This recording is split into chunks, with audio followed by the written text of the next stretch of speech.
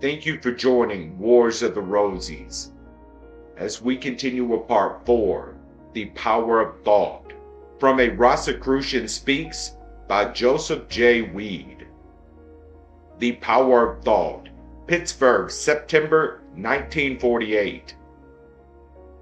On the morning of September 21st, 1774, Alphonsus Liguori, abbot of the monastery of Arezzo, some 4 days' journey from Rome, was found in what appeared to be a deep sleep. This was a matter of some surprise and concern to his brother monks, because Alphonsus was clothed in liturgical vestments used by the clergy in saying Mass. All efforts to rouse him failed, but his heart was regular, though slow, and his breathing easy, so aside from putting him into his bed, no particular treatment was accorded him. When he awoke several hours later, he found the monks of the monastery gathered around him. "What is the matter?" he asked. "Why are you all standing here?" "We have been worried about you," was the reply. "You haven't moved for hours and we thought you might be at death's door." Liguori then made a very strange remark. "I feel perfectly all right," he said, "but I have just come from Rome, from the bedside of the Pope. He is now dead." The monks naturally assumed this to have been a dream, but 4 days later, when word came from Rome, they were astonished to learn that the Pope had died at the time when Liguori was in a trance-like sleep. And more than that, among those in attendance at the bedside of the dying pontiff had also been Alphonsus Liguori. Other details soon came to light. Everyone who was present, including the superiors of the Dominica, Observantine and Augustine orders, not only spoke to Liguori, but joined with him as he led the prayers for the dying pope. Here therefore were 2 sets of witnesses who saw Liguori, both in Arezzo, in a coma-like sleep, and in Rome, some 4 days' journey from Arezzo, at the bedside of the dying pope. Both groups were honestly convinced that he had been with them. This is what is known as bilocation, being in 2 or more places at once, and there are many such cases on record. Many of these cases are amply testified to by competent witnesses and carefully recorded. We have them in the logs of ships, in military reports, and in the annals of business, as well as in the records of religion. Of course, in religious records, we find the most striking examples, among which the multi-appearance of Milarepa at the time of his death is outstanding. This great Tibetan mystic and saint had taught all over India, Tibet, and Ceylon. At the time of his death, knowing that his transition was expected, his disciples, of which there were many thousands, had gathered together in groups to pray. There were literally hundreds of these groups scattered all over southern Asia, from the mountains of Tibet through Afghanistan, India, and Burma, right down to Ceylon and the Malay states. As he passed through transition, Milarepa was seen in physical form by every one of these groups. Each group was convinced he had been physically present with them. Each thought theirs was the only group so honored. Thus we have portrayed in these 2 striking examples one of the dramatic and impressive powers of thought. Thought is all-powerful. It is hard for us to comprehend this fact. Our minds do not readily embrace this mighty creativeness of thought. Yet our whole universe is the result of thought, and all the worlds to come will have the same thoughtful origin.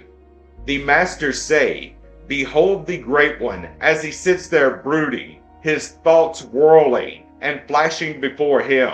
Who knows what beauty, what majesty, what future worlds he may spin from his flashing web?" To most of us, thinking is too commonplace. It is one of the things we take for granted, like breathing, for instance. We are never conscious of any power in our own thoughts. Yet power there is, vast power. Power to accomplish great deeds, to change ourselves and our environment.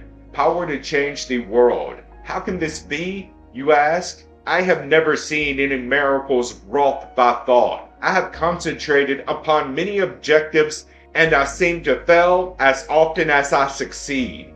The answer probably lies in the fact that you do not control your thoughts. Very few people do. Every thought is an active instrument which creates a result. Every single thought you have, or I have, or anyone else has throughout the world, no matter how small or fleeting it may be, has a tendency to create an effect in the manifest universe. I say, has a tendency to create an effect, because that effect is not always manifested. Most frequently, these tiny inchoate thoughts meet opposing thoughts of equal strength and are neutralized or counterbalanced. Then a stalemate results. There is no manifestation whatsoever. Let us take an obvious example. A young man at work desires a raise in salary. He visualizes it and thinks about it. He wants it. But at the same time, he feels deep down in his heart that he won't get the raise. He remembers how one of his companions asked for a raise recently and was turned down. He thinks, if Charlie was turned down, then surely will not raise me. And in doing so, effectively off and neutralizes his earlier pictures by these negative thoughts. This is what happens most frequently to us in our own thinking, and it is probably a fortunate thing for us that it does, because most of our thinking is colored or directed by our emotions. There are very few people capable of pure, clear thought. Over 95% of all the thoughts in the world today are emotional. Now, if all these emotionally impelled thoughts were to manifest themselves in physical action, the world would have been destroyed long ago. This is literally true. In our present stage of development, therefore, it is most fortunate for us that most of our thoughts are neutralized by other thoughts which we hold before they have an opportunity to outpicture themselves in physical reality. The overthinking of the human race is what we term negative. It is destructive rather than constructive.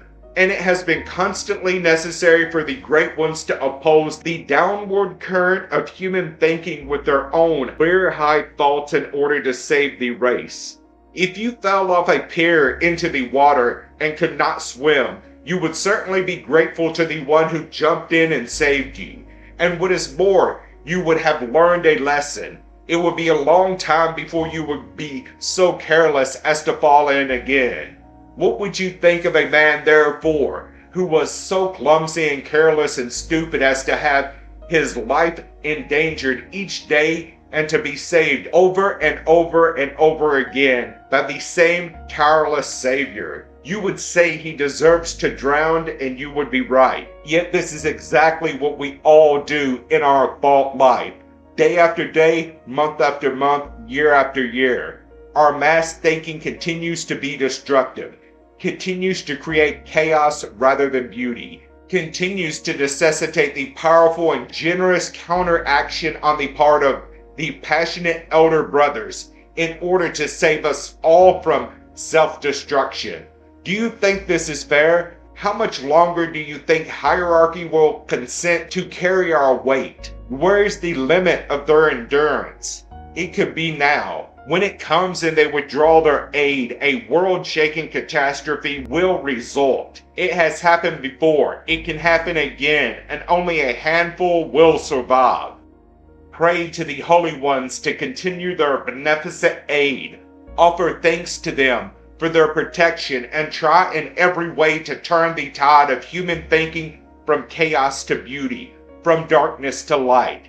How can this last be done? By starting with yourself, by correcting your own thoughts, by controlling your own emotions. In every object there are to be found both perfect parts and chaotic particles, side by side. It is possible by your thoughts to call to action either the perfect or the chaotic portions of every single thing. When one thinks about the inconvenience of an object, it actually becomes inconvenient. When one sees only the beautiful aspects of an object, it begins to manifest beauty as its perfect particles begin to act. This is true with people as well as with so-called inanimate objects, and most of all, it is true of yourself. Contemplate the good side of your nature, dwell upon it, emphasize it, and your whole life will become better. Consider the child, how quickly the little one responds to praise, how hard he tries when told he is good. Use praise in all things on all levels to emphasize the good. Man has but to realize this natural force to apply it beneficially in all circumstances of life. Send out benevolent thoughts. Let the arrow of your heartfelt wish wing its way unerringly to the mark. Send help in the form of good thoughts, thoughts filled with heart energy, to your striving brothers and sisters. Send help daily to all creature, both animate and inanimate. Do not overlook so-called inanimate objects. Do not undervalue their importance. Even a stone with its small, cold, still light can strike a mighty spark. Whence comes the fire if not from the heart of the stone? Do not belittle objects. Give them their proper place and treat them with the proper consideration. As long as we find it difficult to deal with objects, we shall not grasp the full meaning of the power of thought. As an aid in dealing with objects, the great master has suggested to his pupils that they talk to the objects. Yes, talk to them.